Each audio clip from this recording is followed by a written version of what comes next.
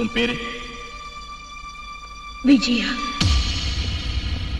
ஷிப்யார்ட்ல கொலை முயற்சியில் ஈடுபட்டது உங்க ஆளுங்க தாங்கிறது எங்க நம்பிக்கை. இல்ல உண்மை. அவங்க யாரு, எங்க இருக்காங்க, ஃபுல் இன்ஃபர்மேஷன் வேணும். அத நீதான் சொல்லணும். சொல்லாத ரகசியத்தை வெளியே வரவழைக்கிறதுக்காகவே இந்த போலீஸ் லாட்டி பிறந்திருக்குன்னு ஒரு போலீஸ் ஆபீசரான உனக்கு சொல்ல தேவையில்லை. உங்க போலீஸுங்க கேட்காமலேயே சொல்றது எதை நம்புறீங்க? கேட்டு தெரிஞ்சுக்கிறது தான் உண்மைன்னு நினைக்கிறீங்க. நீங்க என்ன கேட்டாலும் எனக்கும் இந்த கொலை முயற்சிக்கும் எந்தவித சம்பந்தமும் இல்லை. யார் அவங்க? ஓ ஆளுங்க தானே? சொல்லு, எங்க இருக்காங்க? Come on!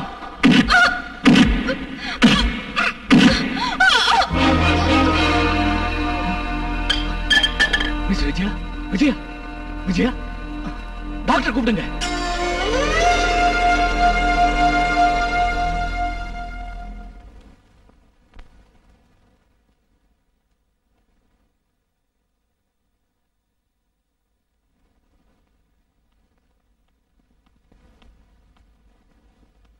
இன்ஸ்பெக்டர், அவங்க தாயாக போறாங்க.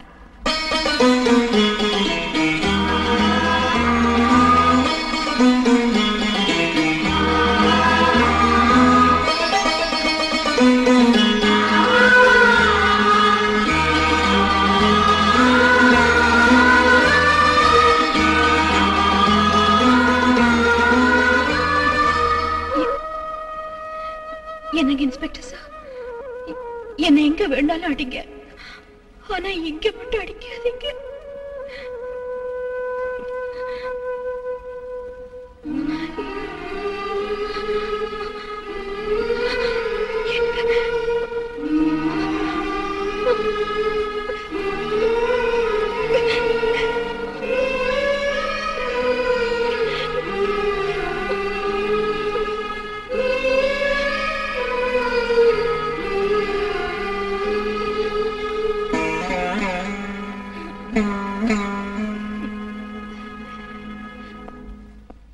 சாந்தி, சாந்தி, என்ன செஞ்சிட்டு இருக்க? நான் உனக்காகத்தான் வந்தேன். ஒரு ஆச்சரியமான விஷயம் சொல்லவா? என்ன? ஷிப்யார்ட்ல நடந்த கொலை முயற்சி சம்பந்தமா நான் ஒரு கைதியை இன்ட்ராகேட் செஞ்சேன். She is a lady. அவ அப்படியே உன்ன மாதிரியே இருக்கா. நான் அசந்து போயிட்டேன். அந்த குற்றவாளி நீதானோன்னு தோணுச்சு. அந்த நிமிஷமே எனக்கு இன்னொரு விஷயமும் தெரிஞ்சது. அவ தாயாக போறா.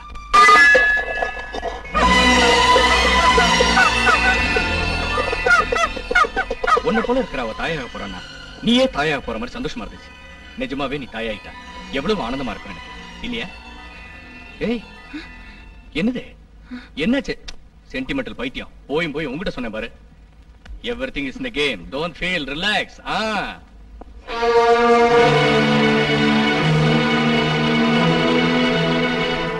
விடிஞ்சதுல இருந்து இந்த தண்ணி தொட்டிக்குள்ளேயே உட்கார்ந்துருக்கும். உடம்பு சூடு இன்னும் ஆறல. ரொம்ப மோசமான நிலைமை. ஊரை சுத்தி செக்யூரிட்டி ஆளுங்க காவல். குருவி கூட வெளியே போக முடியாது. எறும்பு கூட பார்டரை தாண்ட முடியாது. இவன் எங்க போனா என்ன ஆனா?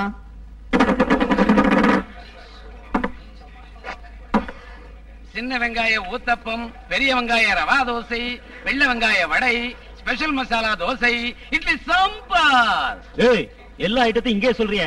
போலீஸ்காரங்க ஹோட்டல்ல ஓசில திங்க நினைச்சுக்குவாங்க. போய் காபி கொண்டா. Sorry sir. நீங்க ஒரு போலீஸ் ஆபீசரோட மனைவின்னு தான் நான் அலோவ் பண்றேன். எங்க ரூல் பிரகாரம் யாரையும் அனுமதிக்க கூடாது. ஏன்னா அந்த அம்மாவோட யாரும் பேசக்கூடாதுன்னு ஸ்ட்ரிக்ட் ஆர்டர். அதனால நீங்க சீக்கிரம் பேசிட்டு வாங்க ப்ளீஸ்.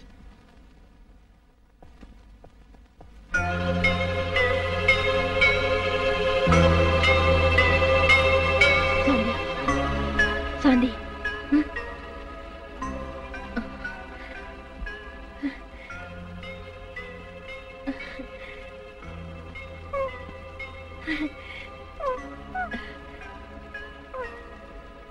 சீசா,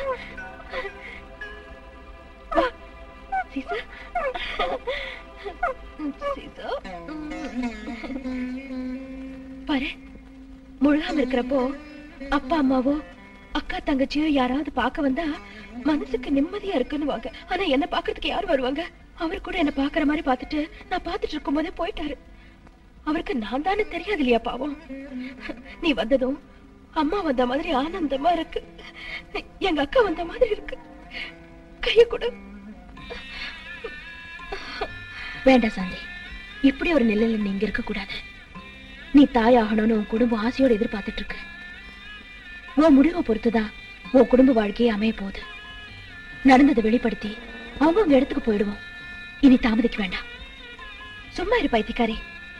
என் பிள்ளைய பத்தி ரொம்ப பெருசா சொல்லணும்னா நீ நிரபராதின்னு எல்லாரும் நம்பணும். இல்லாட்டி போனா அவன் கைதியோட பிள்ளையாத்தான் வளருவான். இல்ல சீசா?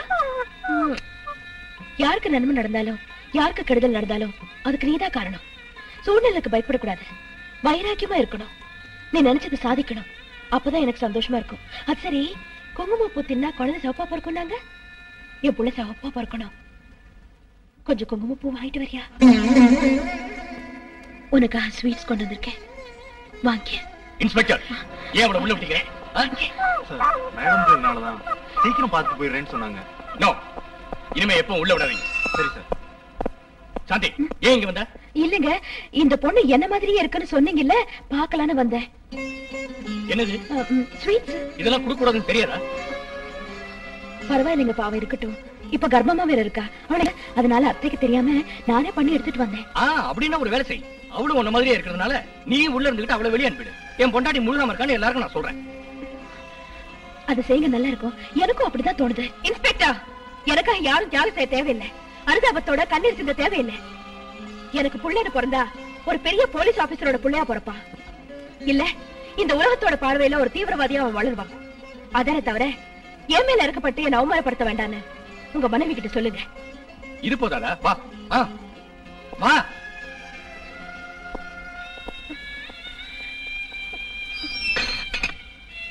உங்க அப்பாவை தப்பா நினைக்காத. நாம 2 பேரும் ஜெயில இருக்கோம்னு அவருக்கு தெரியும். அரெஸ்ட் பண்ண சொன்னாங்க சார். உங்களை கொலை செய்ய நடந்த முயற்சிக்கு கூட அவங்க ஆளுங்க தான் காரணம்னு பஞ்சநாதன் சார் விஜயாவை இன்ட்ராகேட் பண்ண சொன்னார். அப்பதான் எனக்கு தெரிஞ்சது அவங்களுக்கும் தீவிரவாதிகளுக்கும் எந்த சம்பந்தமும் இல்லைன்னு. ஜனத்தொகையில 1000ல் 1% கூட இல்லாத தீவிரவாதிகளை களை எடுக்கிறது போலீஸ்க்கு ஒரே ஒரு நாள் வேலை தான் சார். அரசியல்வாதிகள் மட்டும் தலையிடாம இருந்தா. இப்ப இருக்கிற தலைவர் தீவிரவாதங்கிற வார்த்தையை தன்னுடைய சுயநலத்துக்கு நல்லா பயன்படுத்திட்டு இருக்காரு சார். அவர் செய்யற அநியாயத்தை தீவிரவாதிகள் செஞ்சாங்கன்னு சொல்லி மக்களை நல்லா ஏமாத்துறாரு சார். அப்போ உங்களை கொள்ள நடந்த முயற்சியில கூட கண்டிப்பா அவருக்கு சம்பந்தம் இருக்குன்னு நான் சந்தேகப்படுறேன். என் இஷ்டத்துக்கு நான் எந்த முடிவும் எடுக்க கூடாது. பார்ட்டி பாலிசி பிரகாரம் தான் செய்யணும். அதனால நாளைக்கு ஸ்டேட் கேபினட் மீட்டிங்க்கு ஏற்பாடு செய்யறேன். நாளைக்கு எந்த நிலைமையில அந்த மீட்டிங் நடக்க கூடாது.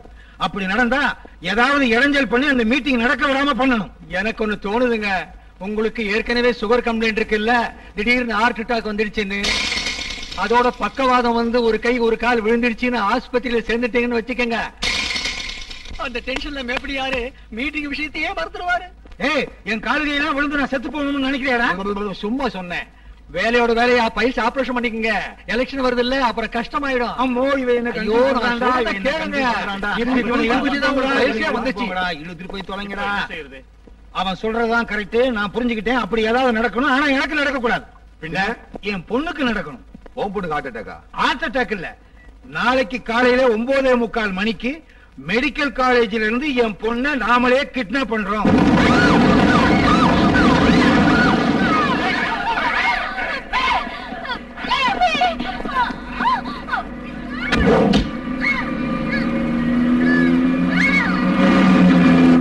இன்று காலை தலைவர் பஞ்சநாதம் அவர்களின் மகளை மருத்துவக் கல்லூரி வளாகத்திலிருந்து யாரோ மர்ம மனிதர்கள் கடத்தி கொண்டு போய்விட்டார்கள்.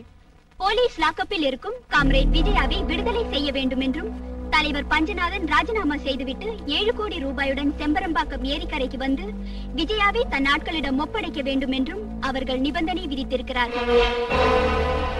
என்னமா சந்தின், இன்னும் இங்கதான் இருக்கியா? சீக்கிரம் வாமா, பொண்ண மனையில உட்கார.